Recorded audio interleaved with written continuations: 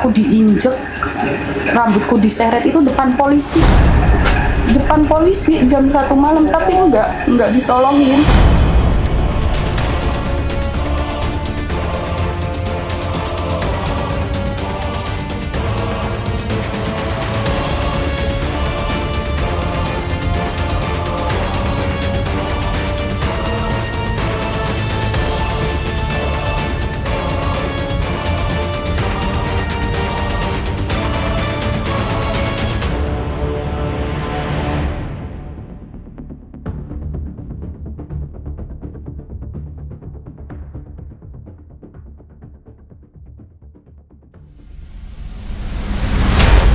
Oke guys, assalamualaikum warahmatullahi wabarakatuh. Nah guys, ini lagi viral banget di TikTok mengenai ada seorang perempuan yang dianiaya oleh suaminya sampai kondisinya seperti ini.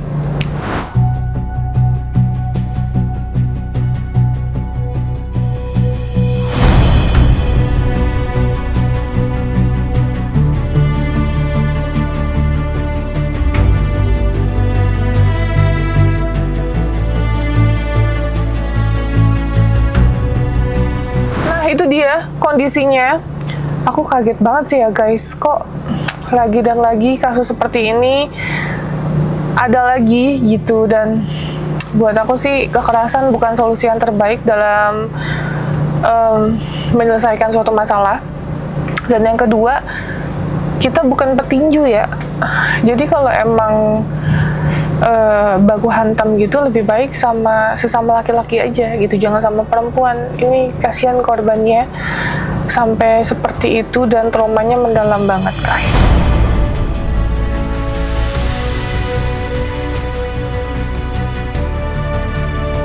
Sampai detik ini korban minta keadilan agar pelaku segera ditangkap. Aku nggak tahu katanya ini udah LP atau belum. Tapi yang jelas korban ini meminta pendampingan kita untuk mengawal kasus ini sampai selesai guys.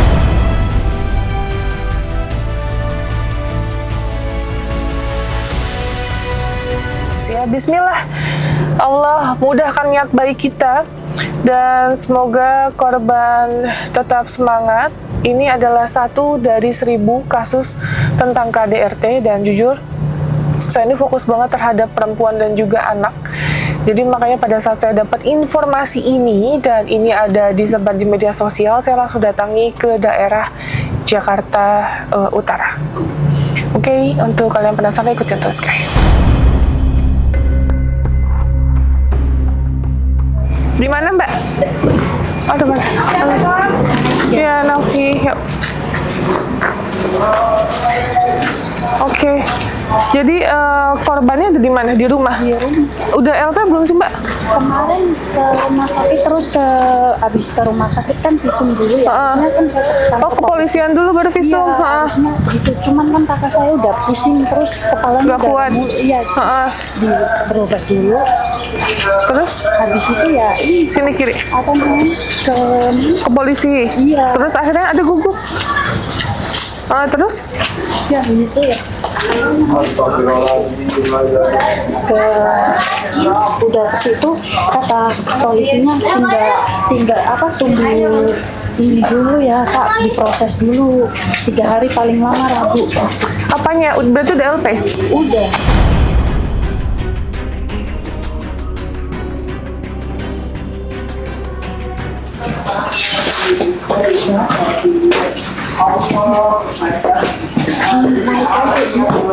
Oh oke. Nggak apa-apa, pakai aja. Jangan kotor. Maaf ya. Iya. Duluan Mbak.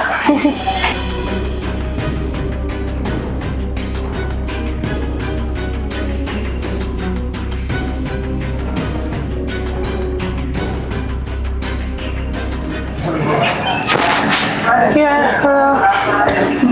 Iya. Gimana Mbak? Ya ampun, Tenavi. Oh masih bengkak ya?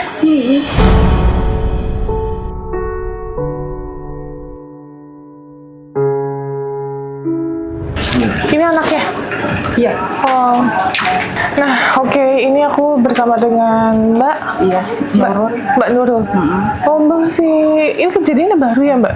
Baru berarti 23, tanggal 23. Bulan ini berarti baru berapa hari ya? Baru kemarin ya. Iya, baru kemarin.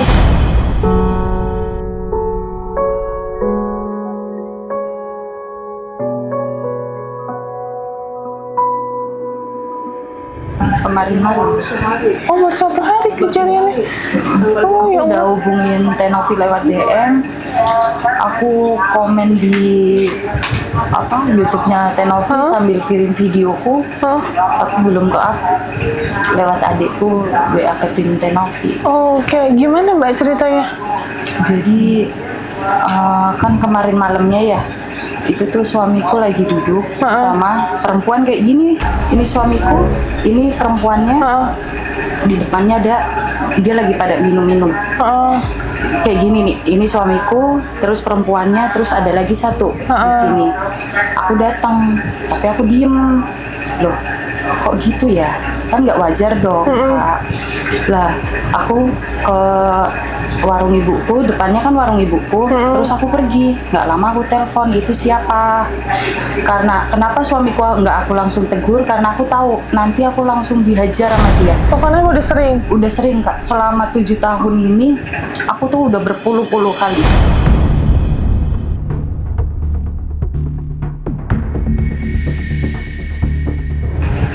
Kenapa nggak pernah laporin? Karena aku takut, Kak. Takut kenapa? Aku pernah lapor itu nggak ditindak, nggak diproses. Terus pernah aku itu kepalaku diinjek, rambutku diseret, itu depan polisi. Depan polisi jam 1 malam, tapi nggak ditolongin.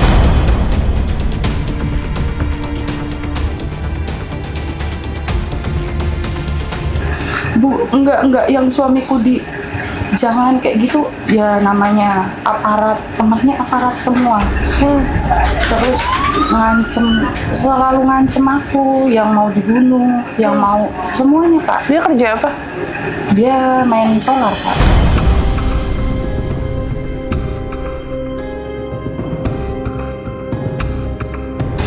Oh, main solar. Oke. Terus? Ya mungkin ya dia punya uang, jadi ya kayak gitu. Ini udah yang berpuluh-puluh kali.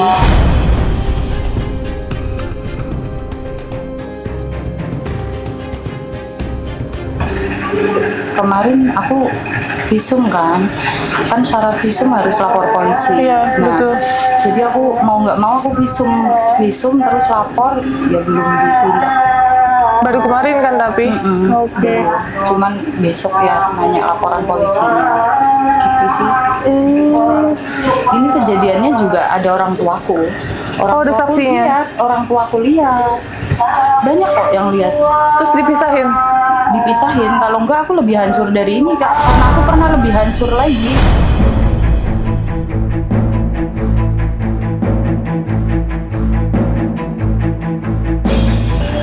Yang dipukul itu pasti mukaku. Selalu bagian muka. Kenapa awal mulanya gara-garanya? Ya itu. Enggak, sebelumnya ada masalah nggak? Sebelumnya memang suamiku itu temperamen, Kak. Apapun masalahnya, dia pasti mukul. Apapun itu.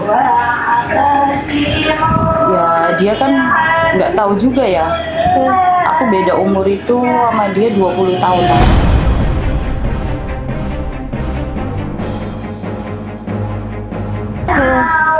Terus dia pernah nikah yang pertama itu 7 tahun meninggal. Terus yang keduanya itu dia 5 bulan istrinya kabur. Nah terus sama aku yang ketiga. Jadi aku nggak tahu kayaknya ada masalah sama dianya juga.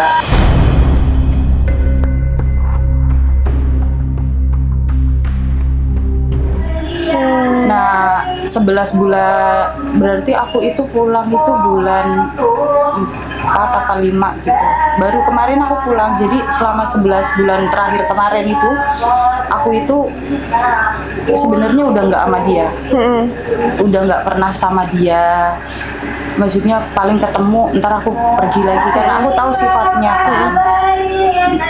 karena anakku itu yang kecil itu diambil sama dia kan. Jadi kita tuh rebutan anak. Maksudku kan nggak apa-apa kalau pisah, tapi kan sama-sama aku boleh lihat, dia pun boleh gitu. Misal pun sibuk ya ganti-gantian. Ini enggak Kak, jadi harus di dia sampai diumpetin. Nah kalau aku mau ketemu ya aku harus pulang aja sama dia.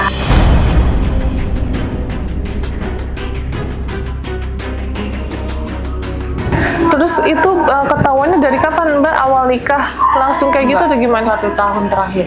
1 tahun terakhir? 1 tahun setelah menikah. 1 tahun setelah menikah? Baru ketahuan dia yang bener-bener pukulin aku. Pukul aku itu ya pernah sampai pukul itu udah mukaku tuh nggak kelihatan. Jadi kalau mukul itu kayak aku tuh ibaratnya maling Kak. Jadi dia antem habis-habisan.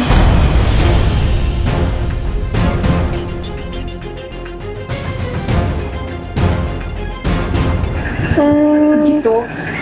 Tapi ini yang Tapi itu yang pertama udah lapor polisi? Aku yang pertama enggak.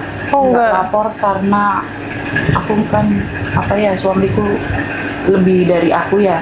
Jadi dia tuh, kamu kalau depan orang tua aku ya, kalau sampai aku pisah sama Nurul ya saya bunuh dia.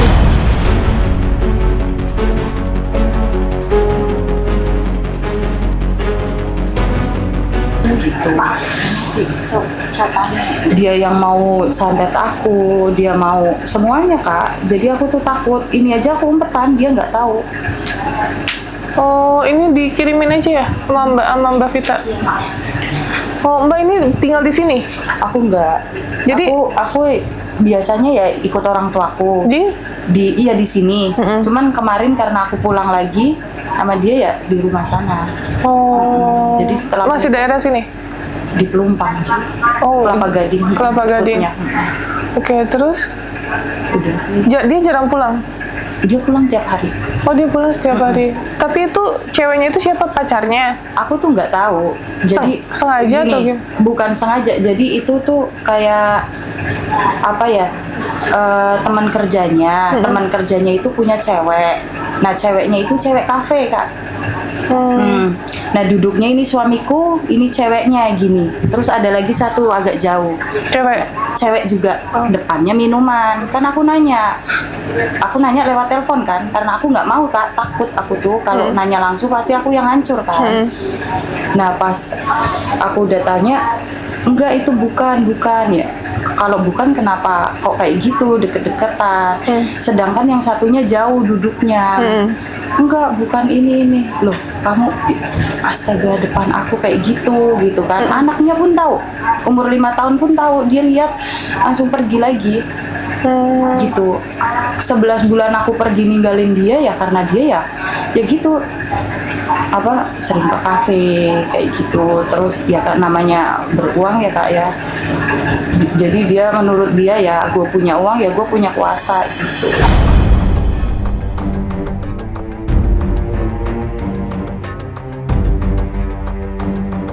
Dia bangga kok Kak, mukul aku itu ke semua aparat, ke semua teman-temannya, dia bangga kok mukul aku.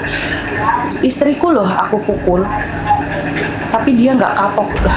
Kapok gimana? Terus aku utarain kayak aku nggak sukanya begini, itu aku harus kayak gimana gitu. Anakku 2. Anak kedua. Yang cowok dapat sama dia, yang cewek dari aku taruh di kampung. Karena anakku ya pernah diomelin, bukan pernah diomelin tapi dimaki abis. Kamu ikut saya, kamu tuh beruntung ikut saya, makan ikut saya, sedangkan loh kan kamu suka sama aku ya harus suka sama anakku.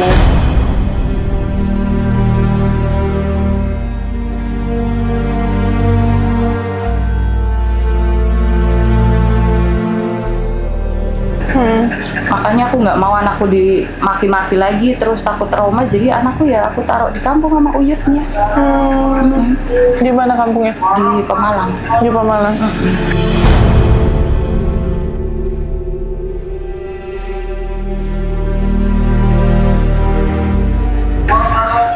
kemarin juga aku lapor polisi di Pemalang. Jadi suamiku ngamuk-ngamuk kan di sana, mau ngambil anakku ini yang kecil. Aku kan nggak boleh dong. Maksudnya ya kalau mau pisah ya bareng-bareng gitu loh Kak. Jangan ada ini gitu. Ini enggak. Ya makanya dia ngamuk-ngamuk, nggak bisa dipisahin sampai aku dibanting. Aku diseret-seret. Orang itu ada orang 4 apa orang 6 misahin itu nggak kuat Kak. Karena bener-bener aku hancur sendiri.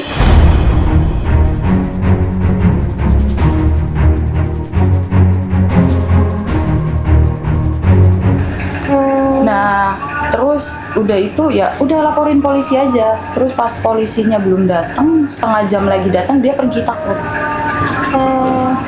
Dia langsung pergi.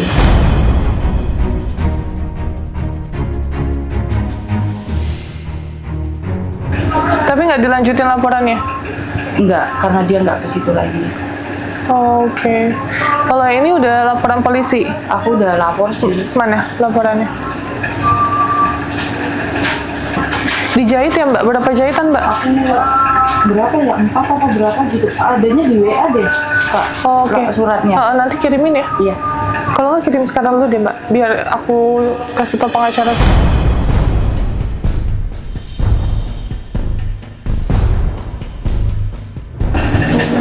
Nah terus kemarin ngelakuin ya?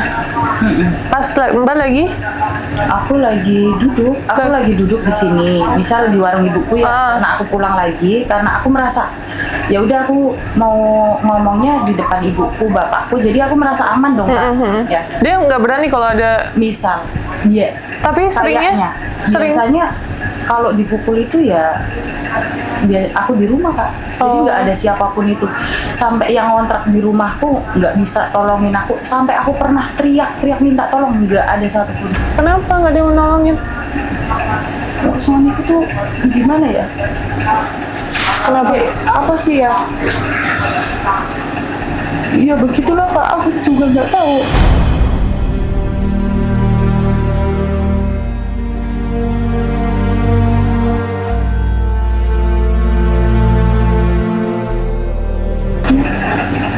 Jadi selama ini Mbak, aku dapat perlakuan itu sendirian, nggak pernah ada yang nolongin sama sekali. Anakku aja takut nolongin aku Kak.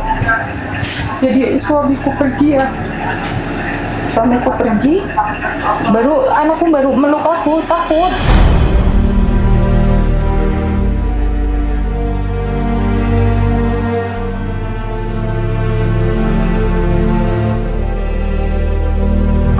Bener-bener takut Kak. Takutnya karena dia pernah nolong jadi kena, jadi nggak mau. Takut kena juga, akunya juga jangan gitu loh. Terus tetangga Ya gimana ya? Gimana ya? takut aja. Jadi bukan takut sih, kayak nggak mau ikut campur gitu karena tahu suamiku. Lo nggak boleh kayak gitu kan, tetap gimana pun harus melindungi, malah orang yang membiarkan itu bisa kena pidananya. Pernah dia yang ngontrak di rumah itu mau nolongin itu, jangan ikut campur lu ya gitu. Jadi orangnya kan takut gitu. Enggak di depan polisi rambutku kepalaku diinjek terus ditarik Kak, sampai aku tuh minta tolong gitu. Itu polisinya tuh ya misahin aja, cuman nggak berani. Kamu tuh selayaknya polisi yang tegas gitu kan, ini enggak.